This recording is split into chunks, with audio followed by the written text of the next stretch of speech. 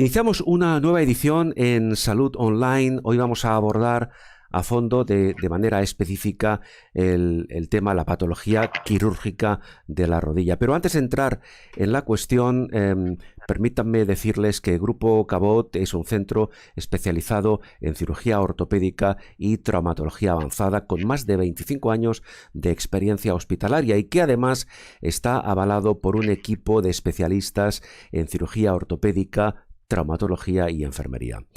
El objetivo principal de los profesionales de Grupo Cabot es la solución de los problemas de dolor y limitación articular de la forma más segura, efectiva y evidentemente menos traumática, pero siempre con la técnica más adecuada para cada persona.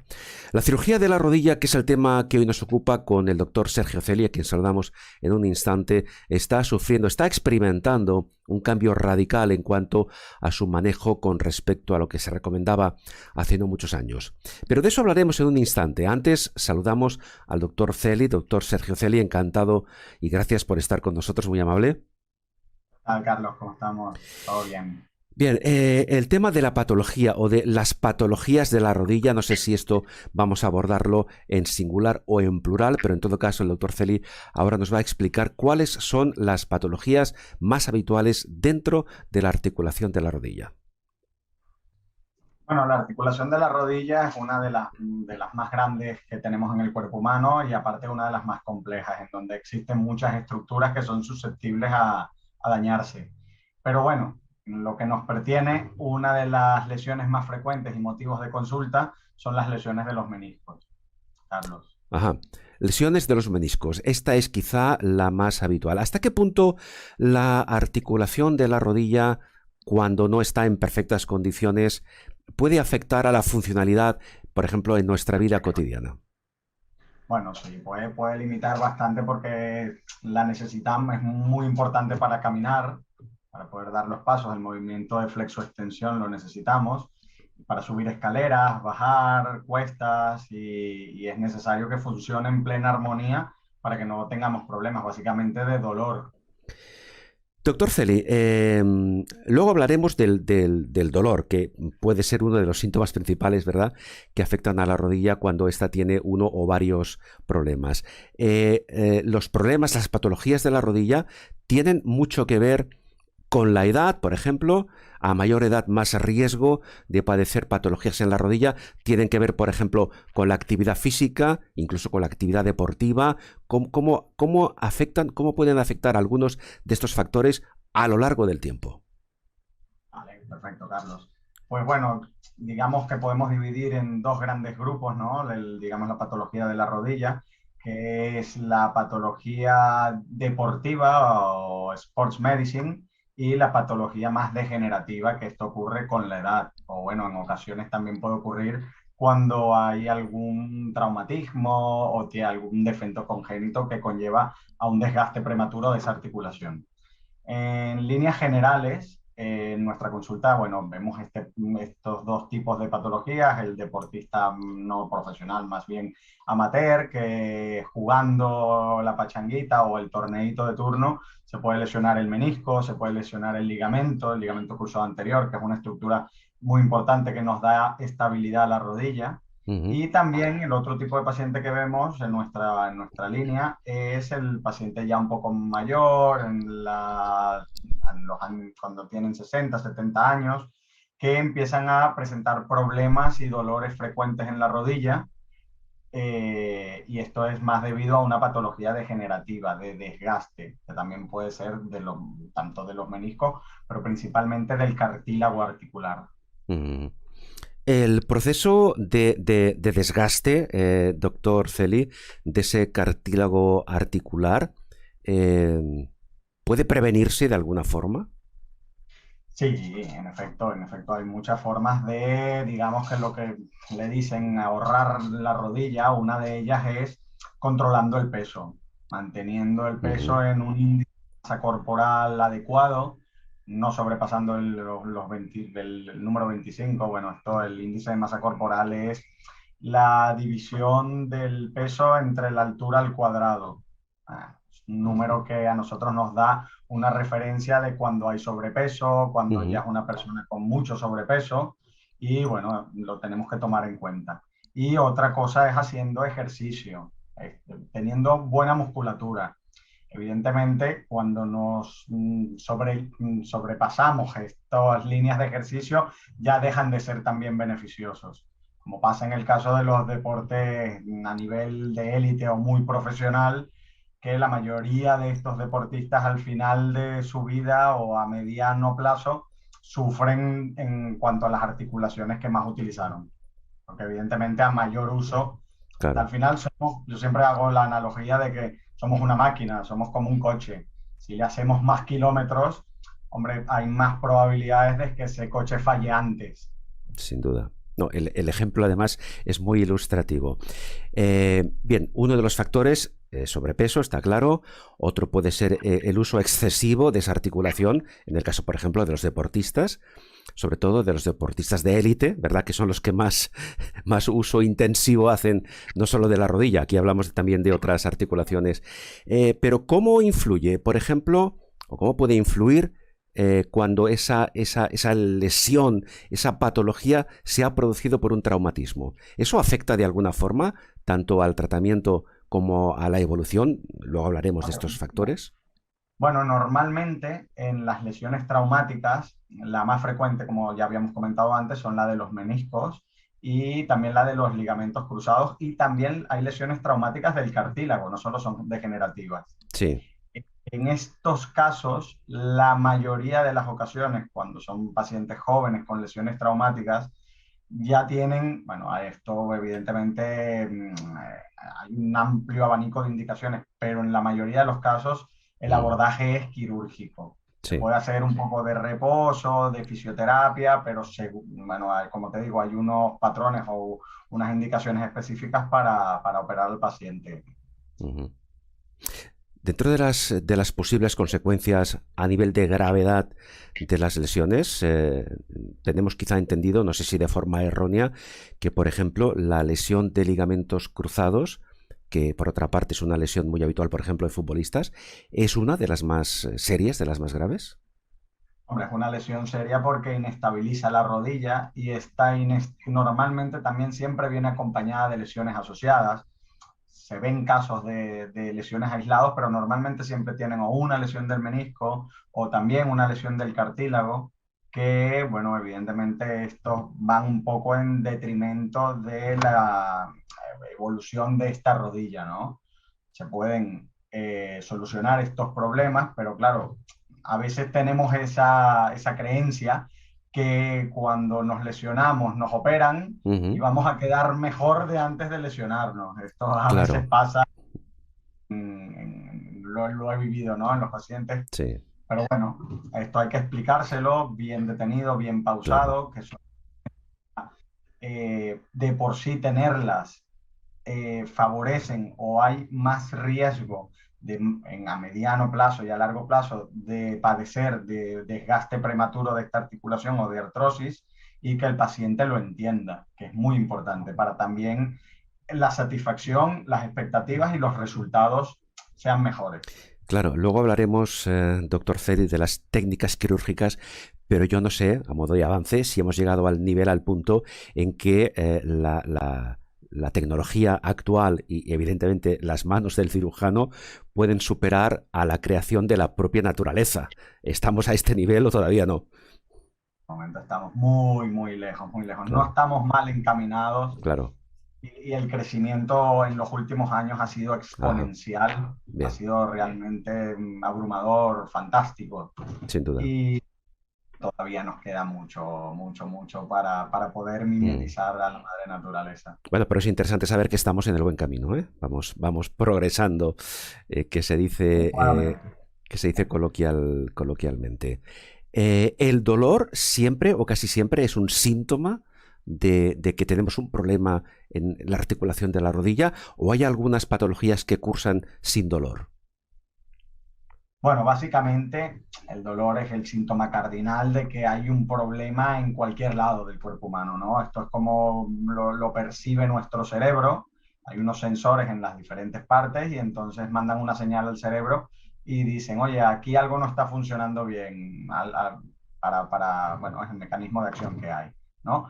También hay patologías, bueno, hay personas en medicina, la verdad, sí me he dado cuenta en mis años de experiencia, es que uno no es una ciencia exacta para nada, no siempre uno más uno son dos, y tratar una misma patología en pacientes diferentes y exactamente hacer lo mismo, igual no da los mismos resultados, ¿no? Ujú. Hay pacientes que evidentemente el umbral del dolor es muchísimo mayor que en otros que tienen un umbral del dolor muchísimo más bajo. Y bueno, esto varía y en esto también entra un poco la pericia de cada especialista y de tratar de individualizar a cada Claro. paciente. Muy Entonces, importante. doctor Celi, entiendo que quizá en muchos casos, en muchos de los casos de posible patología en la rodilla, el dolor y la incapacidad de tener una correcta funcionalidad de la articulación van casi siempre de la mano, ¿no? Exactamente, exactamente, Carlas. Eso es lo que nosotros buscamos restablecer, quitar el dolor y restablecer la funcionabilidad de la rodilla. Mm. Bien, antes hemos hablado de los meniscos, que es sin duda uno de los componentes claves, ¿verdad?, en la estructura de la articulación de la rodilla. Vamos a profundizar un poco más en el tema. ¿Qué son los meniscos? ¿Para qué sirven? ¿De qué material están compuestos? Explícanos, por favor. Perfecto, perfecto, Carlos. Bueno, los meniscos es un fibrocartílago. Mira, si quieres puedes poner la imagen número 2 que Ujú, eh, se ve un pequeño esquemita. Son en forma de C, son en número de 2 y son unas estructuras altamente especializadas y que tienen una función muy importante dentro de la rodilla. Una de ellas es la de amortiguar el peso, distribuir las cargas, ujú, estabilizar los huesos que componen la rodilla, que es el fémur y la tibia. Tienen una función de lubricación también, porque hacen un movimiento que lo que permite es que el líquido sinovial tenga también movimiento y se lubrique la rodilla y se nutra el cartílago, porque es con lo que se nutre el cartílago, el líquido sinovial. Entonces son estructuras que muy importantes, que a lo largo de los años nos hemos ido cada vez percatando de la importancia de esta estructura, porque cuando empezó la época, bueno, hace unos años, hace unos igual 50 años, en cualquier tipo de lesión de los meniscos ujú. o de se indicaba su extirpación, la extirpación quirúrgica. No, que no sirven para nada y los quitaban y entonces luego tenían una artrosis prematura al cabo de los 10, 15 años importantísima, como si tuvieran rodillas de 80, 90 o 100 años. Claro, ese criterio ha cambiado. Efectivamente, hace unos años, como usted dice, la tendencia, lo más habitual era eliminar los meniscos. Incluso yo personalmente conozco a personas que están sin un menisco o sin ambos meniscos y aparentemente pues tienen una funcionalidad más o menos correcta. Pero eso ya no se efectúa de igual manera. Ahora la tendencia es siempre conservacionista, siempre que sea posible, ¿no? Exactamente, a salvaguardar el menisco. Hay un hashtag que se ponen en la mayoría de los congresos que es Save the Meniscus, salvar el menisco.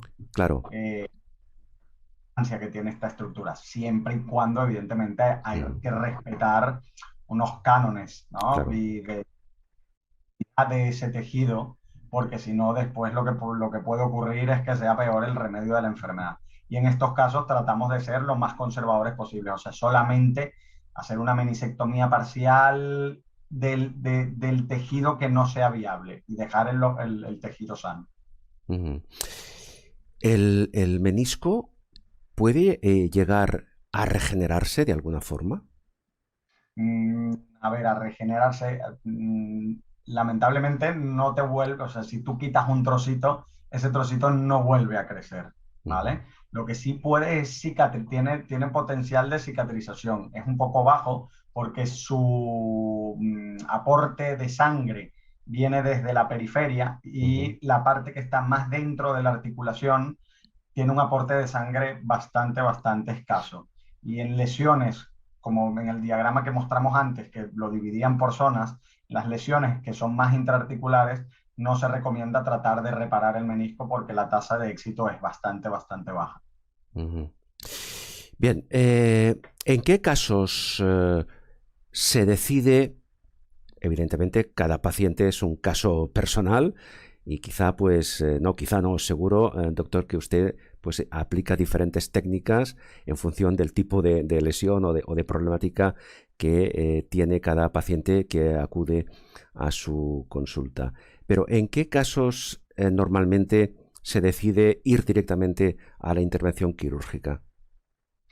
Bueno, hay en casos seleccionados en el que por lo menos son pacientes que son deportistas que han tenido una lesión traumática, le Ujú, hacemos la resonancia, o sea, el diagnóstico es clínico. Básicamente ujú, no hace falta pedir exámenes complementarios, pero los pedimos ahora evidentemente siempre porque claro, nos ayudan a corroborar nuestra sospecha diagnóstica, ¿vale? En pacientes jóvenes, deportistas y lesiones periféricas, sí. habitualmente siempre, siempre tienen indicación quirúrgica. Mm. Lesiones un poco más que son más degenerativas o lesiones menos, más de dentro de la articulación, intentamos el tratamiento conservador primero, que básicamente sería reposo, hielo, Sí. fisioterapia y con esto tenemos también buenos resultados. En todo caso, entiendo, doctor Celi, que para saber si ese menisco está roto o no, sí que hará falta una prueba de imagen, ¿no? Y habitualmente la prueba por excelencia es la resonancia magnética. Ajá. Si el menisco está roto, lo más habitual, excepto casos concretos, entiendo que es solución quirúrgica. Si no está roto, pero tiene un desgaste suficiente como para provocar molestias, ¿qué se hace? Exacto. Cuando es algo más degenerativo, desgaste en una rotura traumática por un evento deportivo o incluso a lo mejor haciendo un traspié, Ujú. intentamos los tratamientos conservadores que, bueno, incluyen los que había dicho antes, un poco de reposo, de frío local, de Sí, fisioterapia. Y aparte nosotros también aconsejamos en ocasiones utilizar terapias regenerativas, que lo que nos ayudan es a sí. mejorar, a bajar esta inflamación que se produjo en el momento de la lesión Ujú. y a tratar de favorecer la cicatrización natural de ese menisco en el sitio donde está. Claro, terapias regenerativas de las que hablamos en otro momento con el doctor Jaume Mallort, efectivamente. Doctor Celi, otra de las consecuencias que pueden producir una afectación directa en la rodilla, también lo hemos apuntado antes, es la artrosis, los procesos degenerativos. A grandes rasgos, ¿cuándo se puede iniciar un proceso, me refiero a qué edad o en qué fase de nuestra vida se acostumbra a iniciar un proceso degenerativo que puede concluir en una afectación de la articulación de la rodilla? Bueno, a ver, el proceso degenerativo de cualquier ser vivo empieza una vez ya alcanzamos la madurez. Mm, Pasamos de adolescentes a adultos, que a nosotros en nuestra especie, en el Homo sapiens, sí. en las mujeres un poquito antes, a los 14, 15 años, y en los hombres a los 16, 17 años, Bueno, ya empezamos el proceso degenerativo, esto es ¿vale? asombroso, ¿eh? Que a partir de esa corta edad, 15, 16 años, ya nuestro proceso degenerativo se inicia. Es, Sí, es, sí, sí, es sí. asombroso, ¿eh? Así es. Evidentemente este proceso, bueno, Claro. dura unos años, no es inmediato. Ujú, Cuando lo más habitual o el porcentaje más habitual de pacientes empiecen a sufrir un poco de la artrosis de rodilla, es básicamente a partir de los 60, 65 años empieza.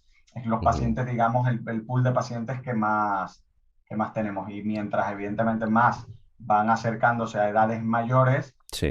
el avance también va siendo mayor, evidentemente. Claro, en definitiva, doctor Celi, la artrosis consiste en que, pregunto, en que el cartílago articular se va deteriorando y eso produce rigidez, produce incluso dolor y produce incapacidad funcional. Cuando eso ocurre, ¿qué soluciones podemos aplicar? En concreto, refiriéndonos a la rodilla, ¿eh? Vale, perfecto. Pues mira, puse también una imagen, la imagen número 3 que Ujú, explica un poquito las fases de la artrosis, tanto en dibujo como en radiografía, ¿no? Se pueden ver bastante bien en esas imágenes. Nosotros intentamos ser siempre, siempre la línea conservadora. para tratar de mejorar el dolor y la función de la rodilla de forma conservadora, utilizando ya sea la fisioterapia, la analgesia vía oral, las terapias regenerativas que también habíamos comentado antes, como pueden ser el ácido hialurónico, el plasma rico en plaquetas, Sí. el concentrado de médula ósea o de células adiposas. Bueno, esto es también un apartado que ya lo explicó nuestro Ujú. querido compañero el doctor George.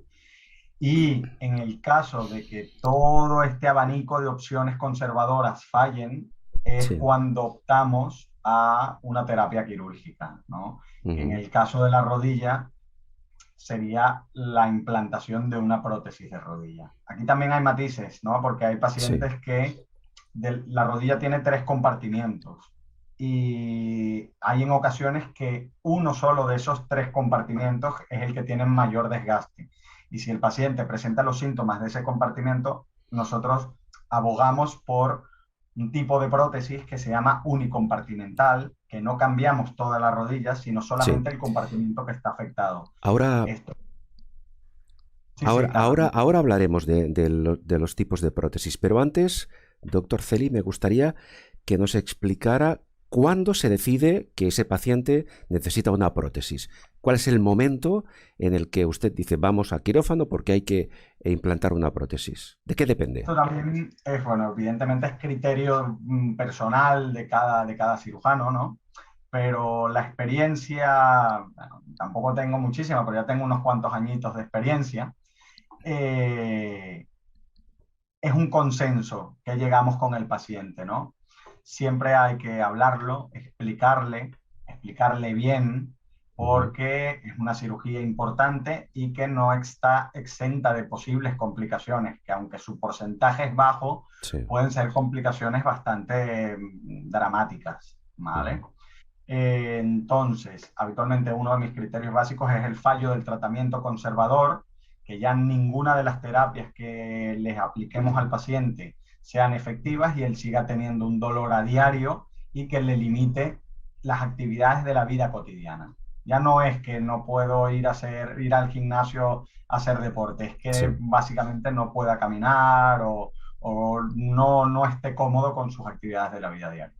Claro, en cuanto, porque queremos dar una información correcta, veraz y contrastada, en cuanto a esos posibles, evidentemente, y usted lo sabe mejor que nadie, doctor Celi, cualquier intervención, cualquiera de ellas, comporta un riesgo mayor o menor. Pero en cuanto a esas posibles, y creo que no frecuentes, pero posibles complicaciones referentes a la patología quirúrgica de la rodilla, ¿cuáles serían? A ver, básicamente la más temida y digamos, yo diría dentro de las infrecuentes, la más frecuente sería la infección, ¿vale? Que ronda el 1-2% de los casos en la mayoría de toda la literatura científica del mundo. Bueno, es un porcentaje bajo, evidentemente, muy bajo, pero que no podemos excluir. En Exacto. cuanto, en cuanto, doctor Celia, a posibilidades de que el paciente rechace esa prótesis, ¿qué estadísticas hay? También, bueno, esto es bastante más bajo que las infecciones. Esto a veces ocurre en pacientes que no saben que son alérgicos a componentes de la prótesis y Ujú. evidentemente empiezan a hacer reacciones, bueno, alérgicas a estos metales que Ajá. estamos, aunque son muy biocompatibles. Sí, Bueno, si eres un paciente que eres alérgico, puedes claro, presentar reacciones alérgicas a este, que se claro. traducen en inflamación, en derrames o aumento del líquido dentro de la rodilla, Ujú. dolor y bueno, Bien, hay que descartarlo también. claro, pero en todo caso decía usted, doctor Celi, que el porcentaje es aún más bajo que el que se contempla en el caso de posibles infecciones.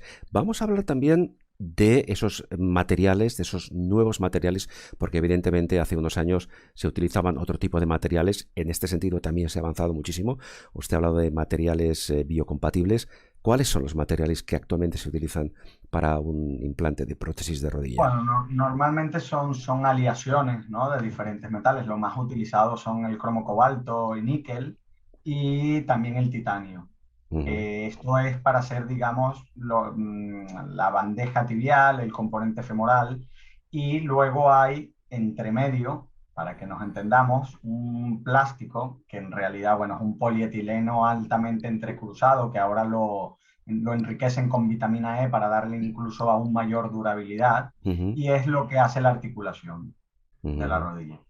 Esos materiales, esos distintos materiales que entiendo que se aplican en función del criterio del cirujano en base a la sintomatología o patología del paciente, ¿difieren en cuanto a durabilidad una vez la prótesis está implantada? Ahora, como te digo, son materiales de muy, muy, muy alta resistencia y que tienen estudios avalados a muy Sí. largo plazo con un desgaste por año prácticamente muy, Claro. muy, muy pequeño. Eso quiere decir, doctor Celi, que una prótesis correctamente implantada puede durar, no sé, toda la vida incluso. Toda la vida, hasta ahí todavía no llegamos, Bueno. pero por lo menos tienen tasas de supervivencia a los 15 años Ujú. de un 95-97%, que es bastante Ajá. alto. Es decir, que son poco frecuentes los casos de sustitución de una prótesis por otra. Bueno, no es lo más frecuente. A medida de que va pasando el tiempo, sí que será más frecuente porque, claro, cada vez estamos operando más prótesis primarias y quieras o no, evidentemente, ese pool de posibles complicaciones Sí, de 1000 no es lo mismo que de cien claro. mil ni de... No, no, no, no, no me refería tanto a sustitución por complicaciones, sino a sustitución por desgaste de la prótesis.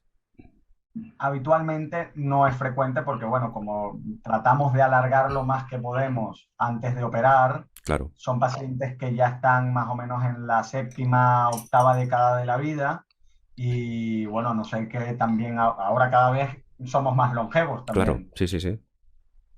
Bueno, a día de hoy y la media de edad que vivimos, Ujú. normalmente con una implantación de una prótesis primaria ya nos dura para toda la vida. Doctor Celi, hablando de la artroscopia, eh, ¿de qué manera, porque es una técnica quirúrgica que hace unos años no existía, de qué manera ha influido la utilización de la artroscopia en cuanto al tratamiento y a la resolución, en muchos casos, de problemas en la patología de la rodilla? Vale, Carlos. Pues nada, la artroscopia, como tú bien dices, revolucionó la cirugía de la rodilla. Es una técnica mínimamente invasiva. Mira, si quieres puedes poner la imagen número 3 que hace un pequeño diagramita de lo que es la artroscopia.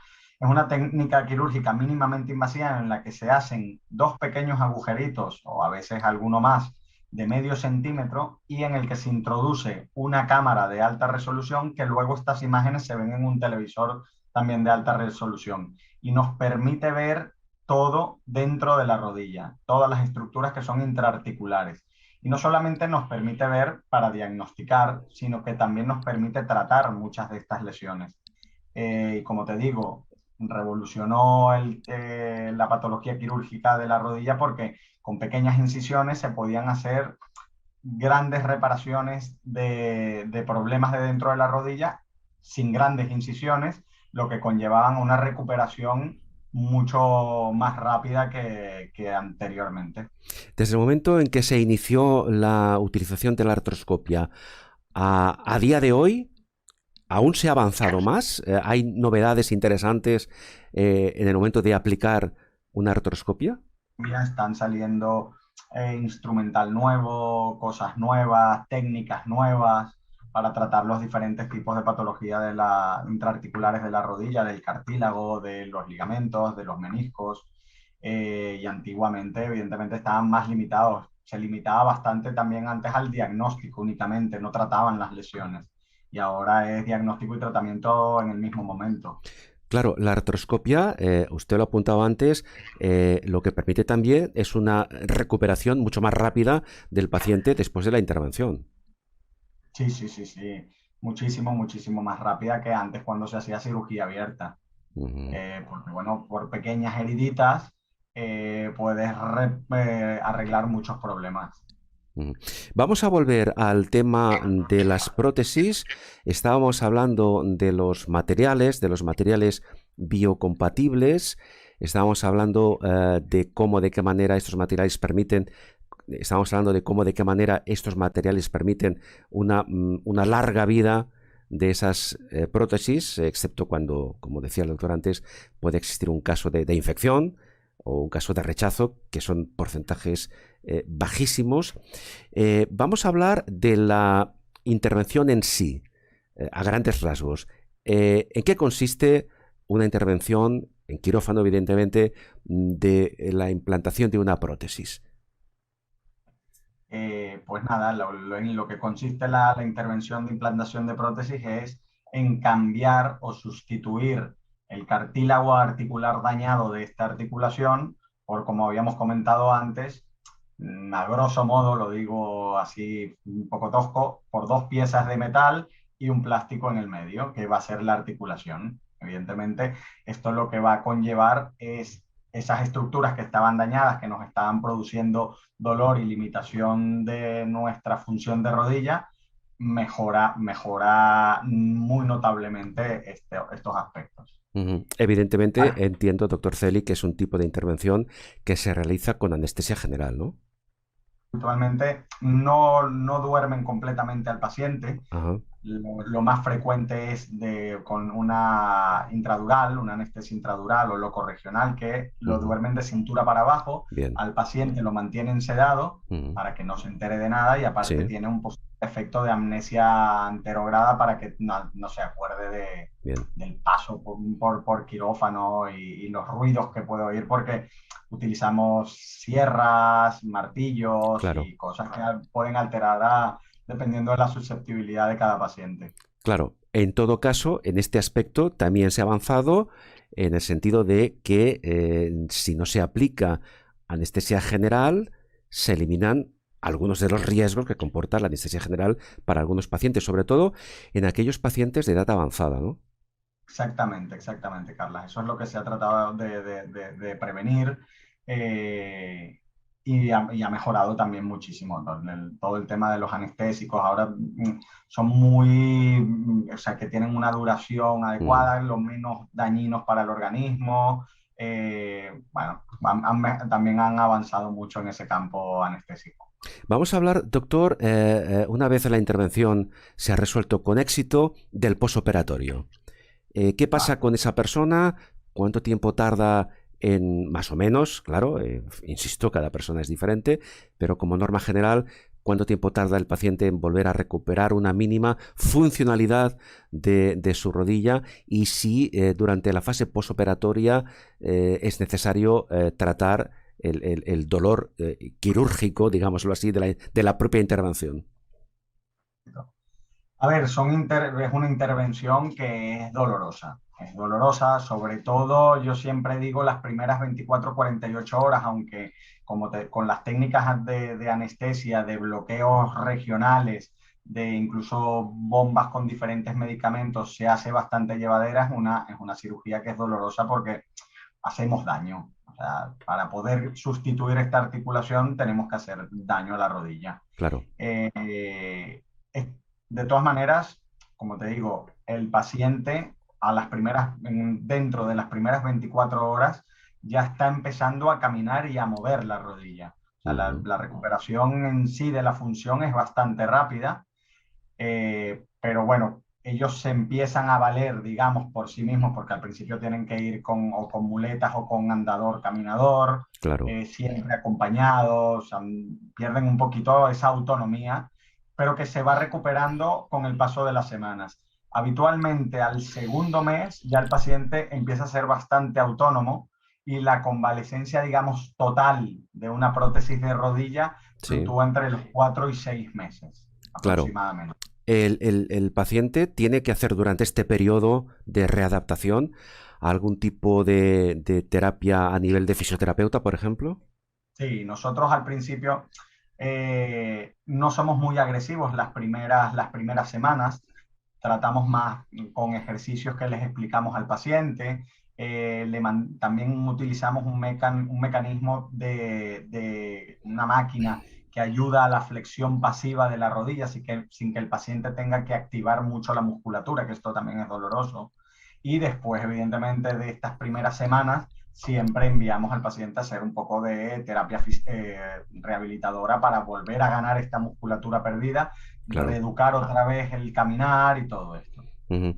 En función del tipo de necesidad del paciente, entiendo, o en todos los casos, no lo sé, se lo pregunto, doctor Celi, las prótesis se confeccionan, por decirlo de manera gráfica, a medida del paciente. Esto es algo que ya lleva unos años que se está empezando a hacer y que yo pienso que está tomando un vuelo y es bastante interesante, porque cada persona, bueno, como las huellas dactilares y el ADN, somos Claro. únicos y cada rodilla tiene unos ángulos y un mecanismo de funcionamiento, aunque es similar, también es único para cada paciente. Ujú. Y esto es como le digo, yo pienso que es algo que está tomando bastante protagonismo. Nosotros ya nos estamos metiendo también en el tema, estamos empezando a tener algún casito y a empezar a utilizar este tipo de plantillas. Lo que pasa es que, bueno, al ser algo tan novel, también los costos y los precios son un poquito, bueno, no es lo normal, la típica prótesis que se lleva 20 años poniendo. Bien, doctor Celi, un par de cuestiones más. El uso dentro del ámbito de las nuevas tecnologías, tanto en las prótesis como en artroscopia, como en otros tratamientos quirúrgicos, el uso de robots, el uso de navegación por la imagen, ¿en qué momento estamos? Bien, bueno, es algo que está bastante en boga, ¿no? Incluso, bueno, yo en mi práctica hospitalaria tenemos varias líneas de trabajo y estamos trabajando con los robots porque nos ayudan a ser más precisos en los cortes, más precisos en los objetivos que queremos y queremos, evidentemente, queremos trasladarlo y traducirlo en si también esto se traduce en mejora de la recuperación del paciente y en mejora de la longevidad de esta prótesis. Ujú. Y doctor Celi, ya para concluir, le voy a pedir una reflexión final, porque seguramente después van a vernos algunas personas que están en fase de decidirse pues, a someterse pues, a una artroscopia para su rodilla, incluso a un proceso previo preoperatorio para la implantación de una prótesis de rodilla. Eh, Después de todo lo que hemos dicho, doctor Celi, después de todo lo que usted nos ha explicado, ¿qué mensaje daría usted a esas personas que están, digamos, en perspectiva de solventar su problema en la rodilla? Insisto, ya sea a nivel de artroscopia, ya sea a nivel de meniscos, ya sea a nivel de prótesis de rodilla. ¿Qué mensaje les da usted para concluir? Bueno, el primer mensaje es que confíen en su cirujano, evidentemente, que si él ya ha llegado a ese consenso o a esa indicación de realizar, bueno, el procedimiento quirúrgico que pertoca para cada caso, hay que tener una confianza en él, saber que los procedimientos no están exentos de posibles complicaciones y siempre también discutir, que esto es algo muy importante, las expectativas con el cirujano posquirúrgicas a corto, mediano y Claro. largo plazo. Esto es muy importante. Claro, es decir, no crear que no se creen falsas expectativas que luego van a ir en detrimento del resultado esperado, ¿no? Exactamente, Carlos. Es algo que yo ahora le tengo un peso muy importante. Muy bien. Doctor Celi, Sergio Celi, responsable del área quirúrgica de Grupo Cabot, pues simplemente agradecerle su tiempo y esos mensajes en positivo que acaba de facilitarnos. Doctor Celi, insisto, muy amable, muchas gracias. Carlos, muy amable por la entrevista. Que vaya muy bien.